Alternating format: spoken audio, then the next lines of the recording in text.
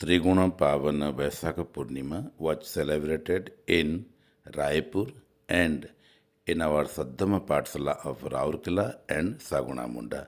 Very nicely, here it is the presentation. Buddha भगवन्तं अभिवादे स्वाखातो भगवता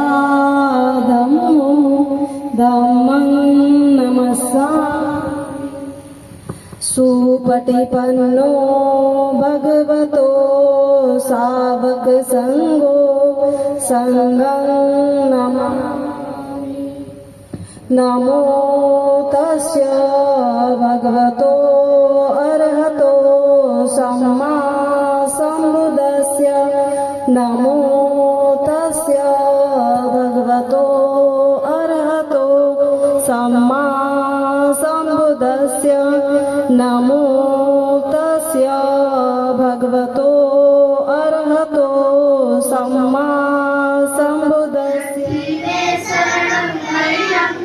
धम्मो मे शरणं वरम् एतेन सत्यवज्रेण भवतु मे जयमङ्गलम् उत्तमं येन वन्देहं धम्मं च दुर्विडम्बरम् धम्मेयोपरितो दोषो धम्मो भवतो धम्मं सुपटिपन्नो भगवतो सावकसङ्घो उजुपटिपन्नो भगवतो सावकसङ्घो न्यायपटिपन्नो भगवतो सावकसङ्घो स्वामीचिपटिपन्नो भगवतो सावकसङ्घो जनितं चट्टारि पुरुषयोगानि अर्थपुरुष भिक्खु संघस्य देम पूजेम द्वितीयम्पि ईदं परिखारं भिक्खु संघस्य देम पूजेम। सिलवान होना जरूरी है और इसीलिए बुद्ध ने सिर्फ अच्छा होना सिलवान नहीं है, एक जो व्यवस्थित हिसाब से बुद्ध ने दिया है वो सिलवान अनुशासित तरीके से। क्योंकि बुद्ध ने हमने क्या कहा सबसे पहले धम्मदेशना से पहले, सब पापस करणं, सभी प्रकार के पाप नहीं करना। अब ये पाप की लिस्ट कौन बनाया मालूम है? ये लिस्ट इंसान ने बनाया, पाप और पुण्य की, और सब लोगों ने अपने अपने तरीके से बनाए हैं। सब अपने अपने स्वार्थ को केंद्र करके पाप और पुण्य का लिस्ट बनाए हैं। किसी ने कहा मुझे अगर पूजा करोगे तो पुण्य है, अगर मुझे तिरस्कार करोगे तो पाप है। किसी ने कहा अगर इसको पूजा करो। बुद्ध ने पहली बार पाप और पुण्य को डिफाइन किया, डिस्टिंग्विश किया और सही डेफिनेशन दिया। व्हाट इज पाप? बुद्ध ने बोला कि जब आप जो भी कर्म आपके अंदर में गंदगी पैदा करता है, गंदगी क्या है? जो आपके अंदर में लोभ पैदा करता है, जो भी काम, जो आपके अंदर में द्वेष पैदा करता है, जो भी काम, और जो आपके अंदर में मोह अज्ञानता पैदा करता है, मूढ़ता पैदा करता है, वो सारी चीज पाप होता है। अभी अभी सुखदेव जी ने बोले ना, ये दूध डाल रहे थे, ये सब डाल रहे थे।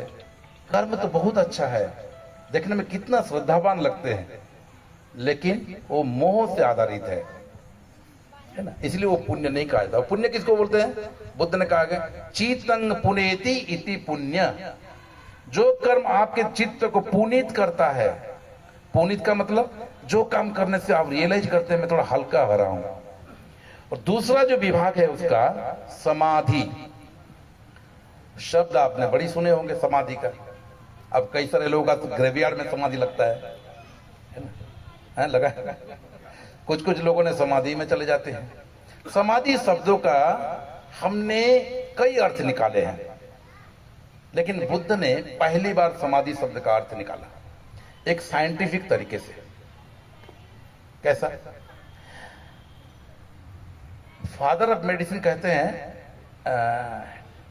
हिपोक्रेट्स को। और सारे एमबीबीएस के जो छात्र हैं ना, जब पहली बार एमबीबीएस जाते हैं या फिर आखिरी जो क्या बोलते हैं आउट होते हैं, तो पहले शपथ लेते हैं, हिपोक्रेट्स के नाम पर शपथ लेते हैं। वो जो फादर ऑफ मेडिसिन कहा जाता है हिपोक्रेट्स को, उन्होंने एक शब्द कहा, बुद्ध का बहुत अच्छा शब्द कहा। तो क्या बोला? All disease come from mind. उन्होंने बोला ऑल डिजीज, कितने भी डिजीज हो दुनिया के, ये सारे डिजीज कम फ्रॉम माइंड, मन से आया है। मन अगर रोग मुक्त है तो इंसान कभी रुग्ण नहीं हो सकता। कितना बड़ी बात कहा, बुद्ध की बात कहा। और इसीलिए उन्होंने पूरा अपने जो मेडिकल साइंस है ना, उन्होंने 4 नोबल ट्रूथ के ऊपर ही बहस किया। पहला नोबल ट्रूथ है find out the disease, admit that I am a patient. जब तक पेशेंट अपने आप को एडमिट नहीं करेगा, आप कोई इलाज नहीं कर सकता उसका। और दूसरा नोबल ट्रूथ है what is the cause behind this, उसको एनालाइज किया, किसके वजह से ये डिजीज आया, कौन खाने के वजह से।